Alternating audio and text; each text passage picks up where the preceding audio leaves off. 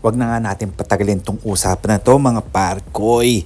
Ito na nga, maglalaban na ulit ang Barangay Ginebra pati na rin ang Meralco Bulls. Well, sa pananaw ko lang ito mga parkoy ang Barangay Ginebra ay talagang tataob na ngayong season na to sa Meralco Bulls dahil kung makikita nyo naman sa mga laro nila, talagang kayang-kaya ng Meralco Bulls ang Barangay Ginebra. Siguro sinuwerte lang ang Chin Kings noong nandoon pa si Justin Brownlee, pero kung sa makikita nyo panahon talaga ngayon ng Meralco Bulls dahil lahat ng galaw o kilos ng mga player ng Ginebra ay talagang na-check nga ng Meralco Bulls. Nakukuryente na nga ba talaga ang Barangay Ginebra at hindi nila malasing-lasing ang kanilang katunggali.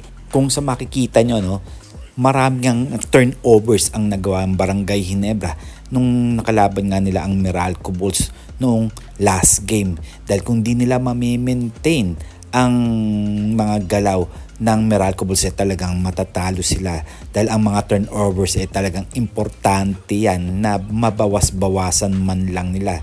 At hindi man lang nila na hinto itong si Allen Maliksi pati na rin mga ibang player ng mga Bulls. Well, mahirap mang isipan mga pare ko, hindi talaga panahon ng Barangay Ginebra ang ngayong season na to dahil makikita nyo naman kung panahon talaga ng Barangay Ginebra matatalo nila at masisweep nila ang Bulls na yan. Pero sa ngayon medyo malabo-labo na yan dahil maraming player ng Barangay Ginebra na medyo nangangapa na ngayon. At syempre, yung iba dyan syempre baguhan. At meron pa tayong injured na si Jamie Malonzo. Well, alam nyo naman kung gaano kalaki at malaki talaga ang naitutulong neto ni Malonzo sa Barangay Ginebra. Kaya hindi posibleng matalo nga ng Meralco Bulls itong Ginebra. Dahil si Malonzo nga malaking kawalan sa Barangay Ginebra.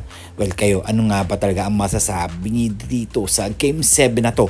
Dahil medyo alanganin nga ang Barangay Ginebra at marami rin nagsasabi na talagang matatalo ang Barangay Ginebra ngayong All Filipino Cup. Well, siguro kung nandyan si Justin Brownlee, posible pang manalo ang Ginebra. Well, alam naman natin gaano kalaki ang ginagawa at malaking tulong talaga itong si Brownlee sa Ginebra. Dahil alam naman natin na si Brownlee lang talaga ang pwedeng humusga dito sa Meralco Bulls.